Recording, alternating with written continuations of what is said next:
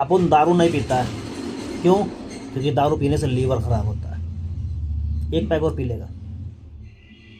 एक शादी में गया तो वहाँ उनको 4 बाटली पिला दिया। लेकिन अपन दारू नहीं पीता है क्योंकि दारू पीने से लीवर खराब होता है। नमस्कार मित्रों, ये डायलॉग जो मैंने अभी आपको सुनाया, ये अमिताभ बच्चन की एक फिल्म का मशहूर डायलॉग है।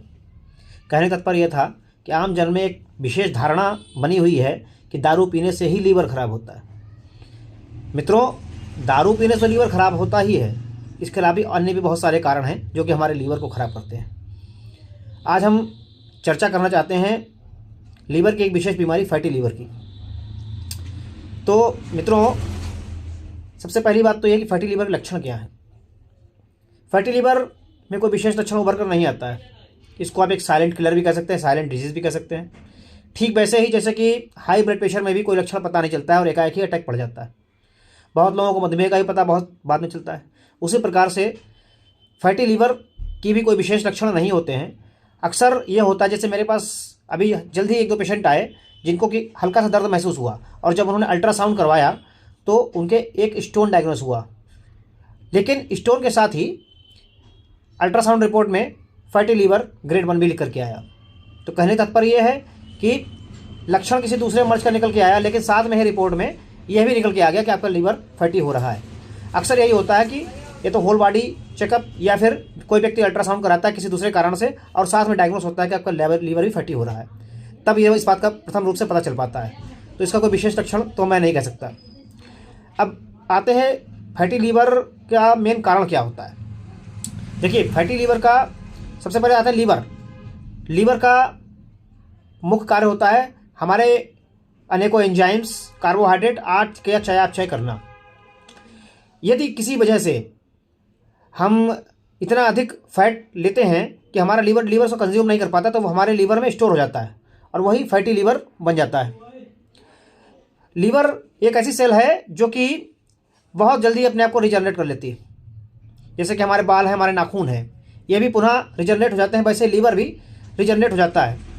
इसीलिए केवल जिंदा व्यक्ति ही अपना लीवर डोनेट कर सकता है। यानी इसमें हीलिंग की पावर बहुत ज़्यादा होती है लीवर में।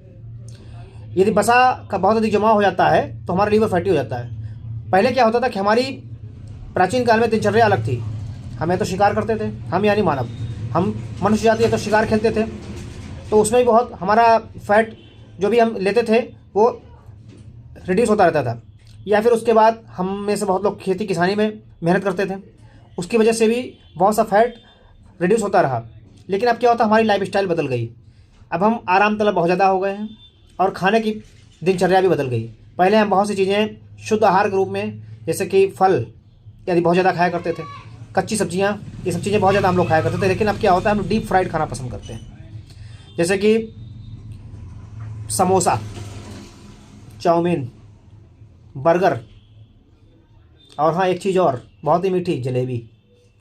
जलेबी जो कि मैदे की बनी होती है, फ्राई भी की जाती है और उसके बाद चाशनी भी उसमें भरी होती है। शक्कर भी बहुत ज़्यादा एक कारण है जो कि फैट कंज्यूम करवाती है हमारे शरीर में। ये सब मेन रूप से कारण होते हैं। इसके बाद जब हमारा एक रिपोर्ट आती है निकल करके, उसमें आपने अक्सर देखा होगा कि उसमें लिखा होता है fatty liver grade 1, grade 2, grade 3, grade 4। ये क्या है? देखिए, यदि वसा का जमाव हमारे लीवर में 10% तक है तो उसको हम स्टेज 1 कहते हैं। यदि वही जमाव 35 से 65% है तो वो ग्रेड 2 हो गया। यदि वही जमाव 66% से ऊपर हो गया तो वो ग्रेड 3। और इसके बाद तो आकर के अगली स्टेज जो होती है वो सीधे सीधे फिर हम कहेंगे कि फाइब्रोसिस या सिरोसिस की स्टेज आ जाती है। ग्रेड 1 का यदि आपका लीवर फैटी है तो इसको रिकवर करना आसान होता है। ग्रेड 2 भी रिकवर आसानी से हो जाता है। ग्रेड 3 में कुछ मेहनत करनी पड़ती है। इसीलिए यदि आपका ग्रेड 1 का लीवर कभी फैटी डायग्नोस हो रहा है तो तुरंत समझ जाएं और तुरंत अपने लाइफ स्टाइल में ज़रूरी बदलाव करें। अपने डॉक्टर से मिलें, डॉक्टरी सलाह की बहुत आवश्यकता है। हालांकि आधुनिक चिकित्सा शास्त्र यानी मॉडर्न मेडिसिन में लीवर के लिए बहुत अधिक औषधियाँ नहीं हैं, लेकिन आयुर्वेद एक ऐसा विज्ञान है जिसमें कि फैटी लीवर के लिए बहुत सारी औषधियाँ बताई गई हैं। औषधियों के विवरण में मैं ज़्यादा यहाँ पर इसलिए नहीं जाना चाहूँगा कि उसके लिए तो आप डॉक्टर से मिलें, क्योंकि केवल सीधे सीधे औषधि लेना ही ठीक नहीं होती। वो आपके अन्य भी कई चीज़ों की जांच करता है, उसके बाद ही एक औषधि का निर्धारण किया जा सकता है। जैसे कि यदि आपको शुगर है या थायराइड भी है तो ये भी कारण होते हैं जो कि फैटी लीवर पर असर डालते हैं साथ में। इसीलिए पूरे बॉडी का निरीक्षण करने के बाद आपका डॉक्टर या चिकित्सक ही निर्धारित कर सकता है कि आपको कौन सी दवा किस मात्रा में दी जाए। हाँ, इतना मैं अवश्य कहना चाहता हूँ कि यदि आपको फैटी लीवर आ रहा है तो इसको हल्के में ना लें और तुरंत ही संभल करके अपना ट्रीटमेंट अपने जो भी आपका चिकित्सक है उससे करवाने की कोशिश करें। हाँ, आप अपनी लाइफ स्टाइल में परिवर्तन कर सकते हैं, ये सबसे महत्वपूर्ण है। यदि आपको लीवर फैटी है और उसको संभालना है तो औषधि से भी अधिक महत्वपूर्ण अगर कोई चीज़ है तो वो आपकी लाइफ स्टाइल में सुधार। लाइफ स्टाइल में सुधार आप क्या कर सकते हैं? आप कार्बोहाइड्रेट खाना कम कर दें, शक्कर की बहुत कम मात्रा लें, वो चीज़ें खाएं जिसमें फाइबर ज़्यादा हो, ट्रांस फैट की मात्रा बिल्कुल नहीं होनी चाहिए। आप एक्सरसाइज कर सकते हैं, डेली सुबह उठकर व्यायाम कर सकते हैं। समोसा, जलेबी, जिन चीज़ों को देखकर खाने के लिए हमारा मन बहुत ही ज़्यादा लालायित हो जाता है, उन सभी का आपको त्याग करना पड़ेगा। सबसे अधिक जरूरी चीज़ आपकी यही है। यदि आप मोटापा बहुत बढ़ गया है तो मोटापे को कम करने की कोशिश करें।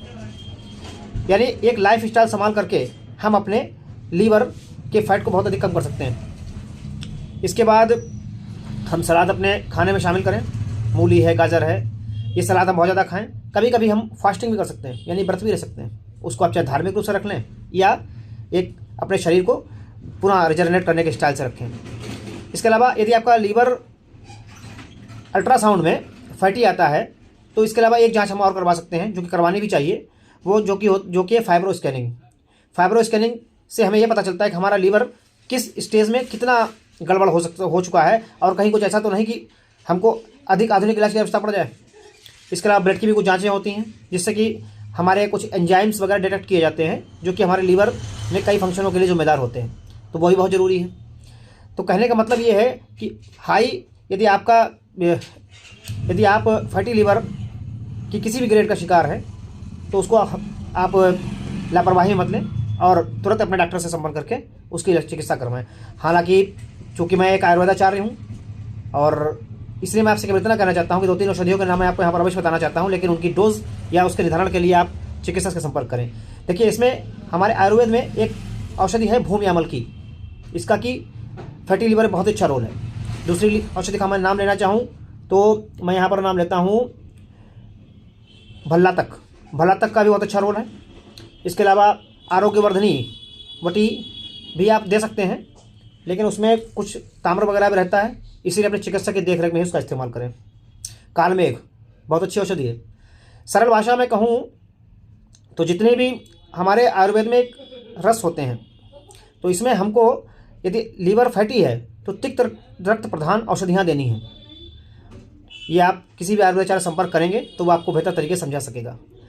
तो मित्रों, आपको फैटी लीवर क्या है, क्यों होता है और इसमें हम क्या सावधानियाँ रख सकते हैं, इस वीडियो को बनाने का प्रमुख उद्देश्य वही था और मैं समझता हूँ कि आपको इससे मोटी मोटी जानकारी मिल गई होगी। हाँ, अल्कोहल एक बहुत बड़ा कारण है जो कि मैंने शुरुआत में कहा था, लेकिन ये केवल अल्कोहल से होता है ये एक मिथ है। इसके अलावा अन्य चीज़ें भी इसके लिए जिम्मेदार होती हैं, इसीलिए आप अल्कोहल तो नहीं ही लेना है, अल्कोहलिक के अलावा भी जो चीज़ें आपकी जिम्मेदार हैं जो कि आपके शरीर में फैट बढ़ाती हों उनका परहेज़ करें और एक अच्छी लाइफ स्टाइल को अपनाएं और हम सभी एक जिम्मेदार राष्ट्र के नागरिक स्वस्थ होकर के बन सकते हैं। जय हिंद, जय भारत, आरोग्यमेव जयते।